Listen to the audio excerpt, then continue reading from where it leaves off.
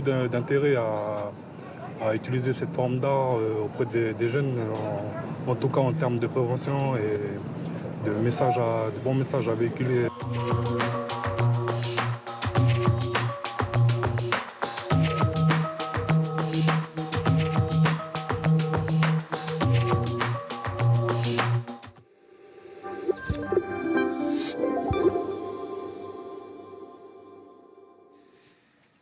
Allez, c'est l'heure de jeter un petit coup d'œil sur la une de vos journaux qui vous attendent demain dans vos kiosques, demain samedi, donc 10 décembre. On va voir.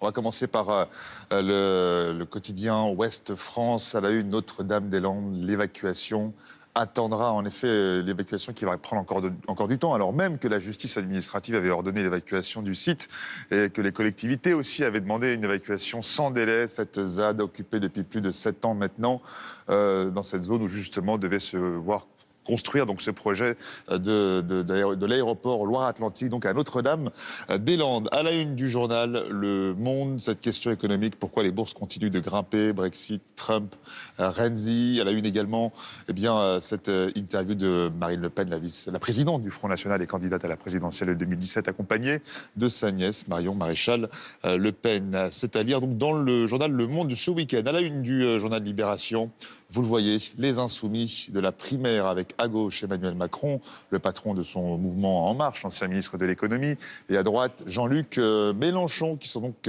candidats à la présidentielle également et qui vont faire cavalier seul et qui refusent de participer à la primaire organisée par le Parti socialiste en janvier prochain, malgré les appels lancés par Jean-Christophe Cambadélis, le premier secrétaire du PS, ou encore Manuel Valls, qui s'est lancé également dans la course. Et donc c'est à lire dans le journal Libération. À la une du Figaro, également une question économique, commerce, face à la Chine, l'Europe organise sa défense.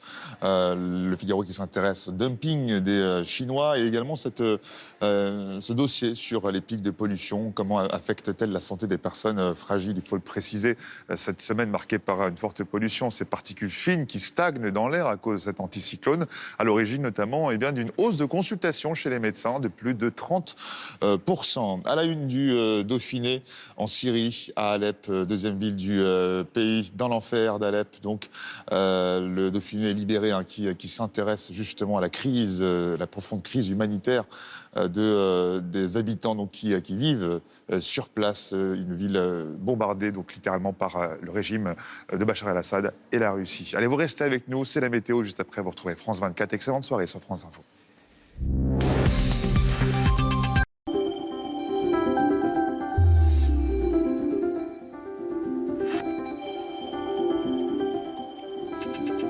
Madame, Monsieur, bonsoir. Vous le voyez, l'anticyclone se décale un tout petit peu et laisse passer la perturbation qui est sur l'Atlantique. Alors on aura les prémices de cette perturbation demain. Dans la matinée, un ciel voilé sur tout l'ouest du pays, un petit vent à 40 km/h et surtout, vous le voyez, attention au brouillard givrant, ça va glisser sur la vallée de l'Idasson, sur l'est du pays. Dans l'après-midi, donc, les premiers nuages à l'avant de cette perturbation, quelques gouttes de pluie sur le Cotentin et toujours ce petit vent à 40-50 km/h sur les côtes de la Manche. Mais cette perturbation devrait faire baisser le niveau de pollution. En Île-de-France, d'ailleurs, la circulation alternée n'a pas été reconduite. Et puis, pour les autres nébulosités, on en a autour de la Méditerranée, sur la vallée de la Garonne. Les températures, quant à elles, sont très fraîches dans l'est du pays, de -4 à +4 degrés, alors qu'à l'ouest, on va aller jusqu'à 10 degrés. Et ce sera pour Brest, figurez-vous. Dans l'après-midi, les températures sur l'ouest sont toujours très douce, 5 degrés au-dessus des normes de saison, entre 10 et 18 degrés, alors qu'à l'est, on est plutôt entre 2 et 9 degrés. Donc là, on est en dessous des normes de saison de 3 à 4 degrés. Pour dimanche, la perturbation s'enfonce avec dans sa partie est pas mal de pluie. Ailleurs, elle est sèche, mais beaucoup de nuages bas et de brouillard. Soleil au sud avec un petit mistral et soleil au nord. Les températures ne bougent pas. Lundi, cette perturbation gagne toute la moitié nord du pays sous les nuages et quelques gouttes de pluie sur l'extrême nord jusqu'à l'Île-de-France. Le sud reste toujours protégé par le vent et le mistral et la tramontane. Mardi, retour de l'anticyclone qui repousse notre perturbation sur les côtes de la Manche avec quelques gouttes de pluie. Les températures ne bougent pas beaucoup. Mercredi est une journée très agréable. Retour du soleil, de belles éclaircies du côté de l'Europe. Il fait -2 à Moscou. N'oubliez pas d'embrasser les Bonsoir à tous, bienvenue si vous nous rejoignez sur France 24. Voici tout de suite les grands titres de l'actualité. Stopper le carnage à Alep, c'est le sens d'une nouvelle résolution de l'ONU, toutefois non contraignante. Alors que les raids de l'armée syrienne ont repris sur les quartiers rebelles de la deuxième ville de Syrie, l'ONU est encore une fois très préoccupée par le sort des civils, tant ceux qui restent que ceux qui fuient. Lâchée par ses concitoyens comme par son propre parti, la présidente sud-coréenne a été destituée ce vendredi après un vote du Parlement. La Cour constitutionnelle doit encore valider la procédure, mais déjà les Sud-Coréens semblent avoir tourné la page. Un rapport explosif sur le dopage en Russie rendu ce vendredi par le juriste canadien Richard McLaren. Il parle d'un vaste système étatique de triche qui aurait bénéficié à plus de 1000 athlètes dans 30 sports différents, au moins entre 2011 et 2015. La Russie dément l'existence de tout soutien à ces pratiques.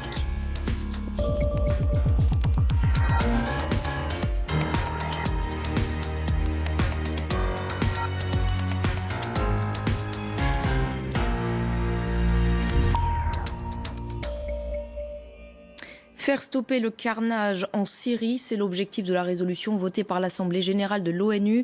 Résolution non contraignante qui réclame une trêve immédiate et un accès à l'aide humanitaire dans un contexte extrêmement préoccupant pour les civils alors que l'offensive sur Alep a repris et que le régime syrien semble déterminé à venir à bout de la rébellion. Les précisions depuis Beyrouth de Selim El Medeb.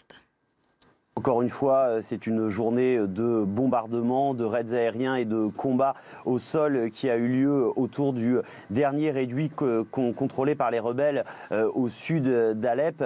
Hier, les déclarations du ministre russe des Affaires étrangères, Sergueï Lavrov, avaient laissé paraître des espoirs d'un potentiel répit dans le conflit, puisqu'il avait parlé d'une cessation des opérations militaires pour permettre l'évacuation des civils. Mais aujourd'hui, il est revenu sur ses propos, disant que les opérations continueraient tant qu'il resterait des rebelles qu'il a qualifiés de bandits à Alep. En tout cas, ces rebelles avaient mercredi demandé un cessez-le-feu de 5 jours pour permettre l'évacuation des civils. Mais pour l'instant, cet appel reste lettre morte. Il faut dire qu'il resterait encore environ 100 000 civils dans ce réduit rebelle du sud d'Alep. Selon un responsable du ministère russe de la Défense, eh bien, ce sont 10 000 d'entre eux qui seraient parvenus à quitter ces quartiers rebelles d'Alep au cours des dernières 24 heures. Mais étant donné les difficultés pour vérifier les informations, il est très difficile d'avoir des chiffres précis quant à cette fuite des civils des quartiers contrôlés par les rebelles d'Alep. La situation des civils donc extrêmement critique entre ceux qui restent pris au piège des combats, ceux qui fuient mais qui sont pris pour cible et ces disparitions de centaines d'hommes qui s'étaient réfugiés dans les zones contrôlées par le régime. On fait le point sur la situation avec nos confrères de France 2. Ce matin encore, quelques groupes de civils fuient Alep. Ce quartier à l'est vient d'être repris par les forces loyalistes. Un peu plus loin, l'artillerie tonne encore. Le centre est détruit et désert. On est déterrés chez nous, au rez-de-chaussée, quand on a vu l'armée. Les rebelles nous ont dit de ne pas sortir, que les militaires de Bachar al-Assad allaient nous tuer.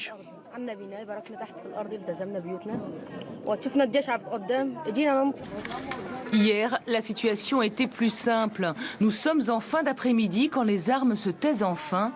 Les Russes, alliés de Bachar el-Assad, viennent de promettre l'arrêt des opérations militaires. Alors ils se décident à fuir l'enfer d'Alep. Ils sont des milliers, hommes, femmes et enfants. Sûrement la peur au ventre. Ces civils vivaient dans des zones tenues par les rebelles syriens. C'est l'avancée fulgurante de l'armée de Bachar el-Assad qui les a décidés à partir.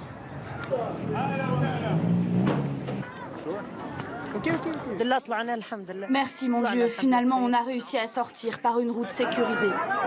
L'armée russe assure avoir aidé quelques 8000 civils à sortir d'Alep, dont 3000 enfants, soulagés. J'avais tellement peur. Les militaires russes gèrent le départ des civils sur un couloir de quelques 5 km. L'évacuation est lente. On aide ces déplacés comme on peut, avec une tente, un plat chaud. On met en place une vraie organisation humanitaire. Un peu plus loin, dans le centre historique d'Alep, les chars de l'armée syrienne poursuivent leur avancée. Le régime de Bachar el-Assad tient désormais la quasi-totalité de la ville. Pendant ce temps, l'organisation de l'État islamique, qui a subi de nombreux revers ces derniers mois, progresse à nouveau en direction de